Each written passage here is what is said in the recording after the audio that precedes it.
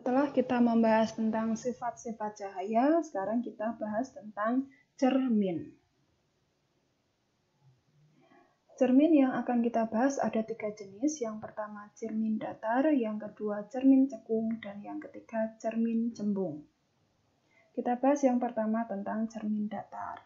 Kita tiap hari tentu sering bercermin ya. Nah, sifat bayangan yang terbentuk dari cermin datar, ini adalah cermin datar. Sifatnya yang pertama bersifat tegak. Tegak itu artinya yang atas tetap di atas, yang bawah tetap di bawah.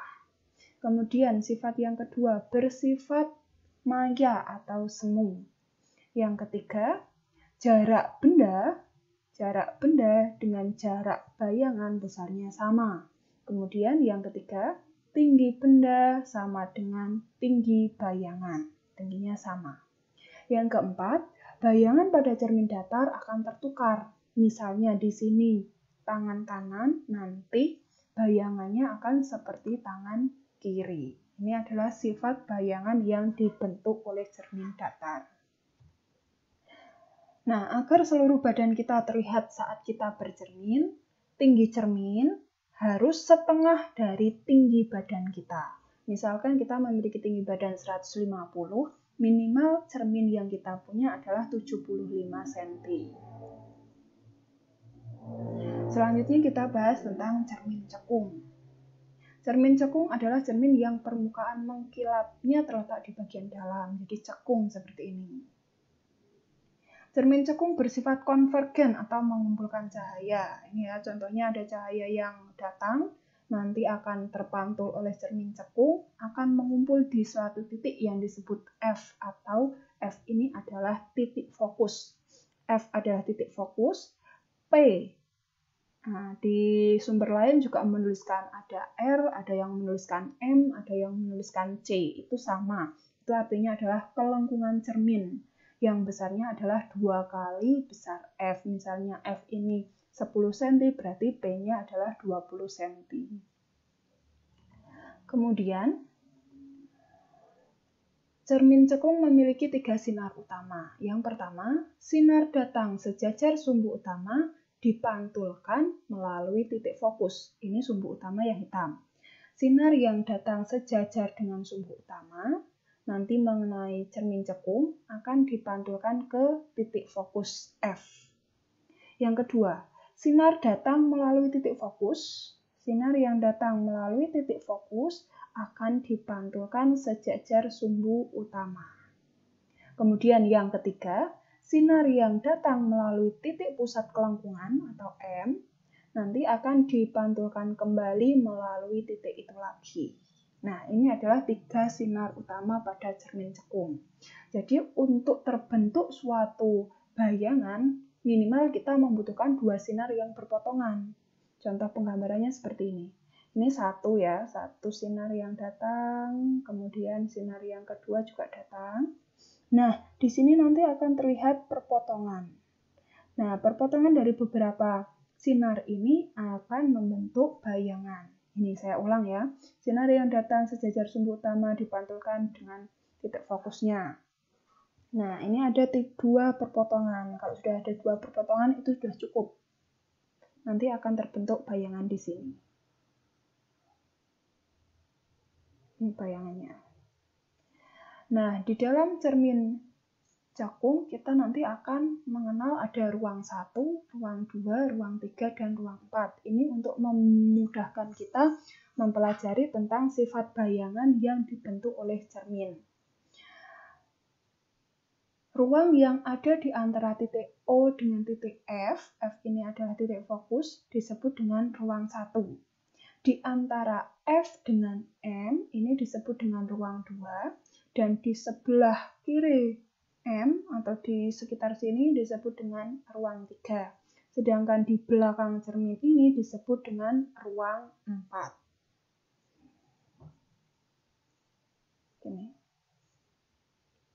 Nah, sifat bayangan yang dibentuk oleh cermin cekung ada beberapa ya. Jika benda itu diletakkan di antara O dengan F, bendanya di sini. Itu artinya dia ada di ruang 1. nanti dia akan terbentuk bayangan di ruang 4. Kenapa? Karena kita punya trik. Ruang benda ditambah ruang bayangan hasilnya 5. Ruang benda ini dia ada di ruang 1. 1 ditambah berapa hasilnya 5? 4. Oh, kita tahu ini ruang 1, ruang 2, ruang 3, ruang 4. Nanti bayangan akan terbentuk di ruang ke-4. Nah, karena dia berada di ruang 4, dia bersifat maya. Kalau dia maya, pasangannya pasti tegak. Maya ini digambarkan oleh titik yang putus-putus, tegak, dan diperbesar. Jadi bayangan di ruang 1 adalah maya, tegak, diperbesar. Selanjutnya, jika benda di antara F dan M, bendanya ada di sini, di ruang 2. 2 ditambah berapa hasilnya 5? 3. Oh, berarti nanti dia akan ada di ruang 3. Kalau di ruang yang 1, 2, 3 ini, dia akan bersifat nyata. Kalau nyata, pasangannya adalah terbalik. Yang atas ini jadi di bawah, yang bawah ini jadi di atas. Nyata terbalik, diperbesar. Karena dari ruang 2 menjadi 3. Dari 2 ke 3 diperbesar. Sedangkan kalau benda ada di luar M atau di ruang 3, 3 ditambah berapa hasilnya 5? 2. Oh, berarti nanti dia akan berada di ruang 2. Karena dia berada di ruang 2, dia nyata. Pasangan dari nyata adalah terbalik. Dari ruang 3 menjadi 2, 3 ke 2 mengecil. Oh, berarti dia bersifat diperkecil.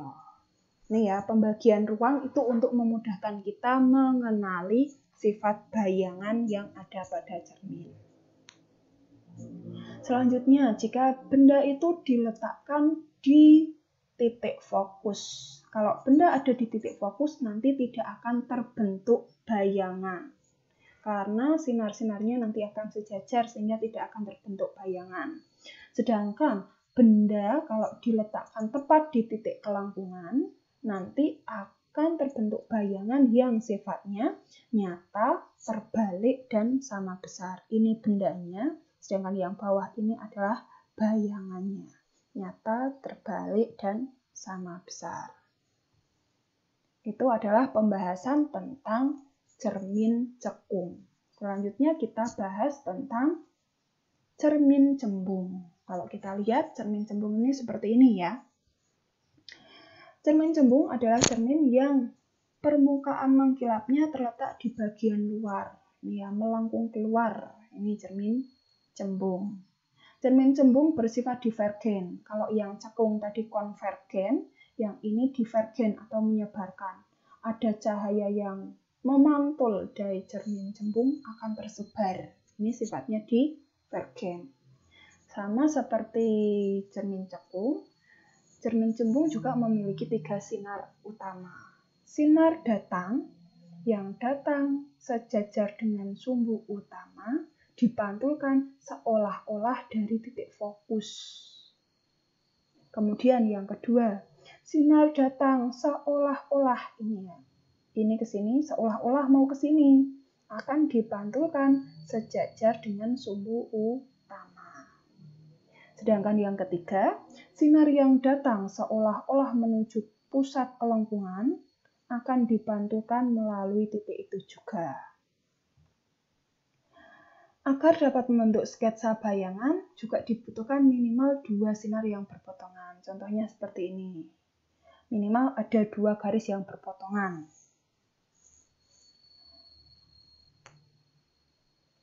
Nanti akan membentuk perpotongan di sini yang akan merupakan letak bayangan. Ini yang pertama, set, nanti akan terpantul seperti ini. Nah, di titik inilah nanti akan terbentuk bayangan. Nah, sifat bayangan yang dibentuk oleh cermin cembung itu pasti maya, tegak, dan diperkecil. Dimanapun letak bendanya, bayangannya pasti akan bersifat maya. Maya itu lambangnya strip-strip seperti ini. Kalau maya, pasangan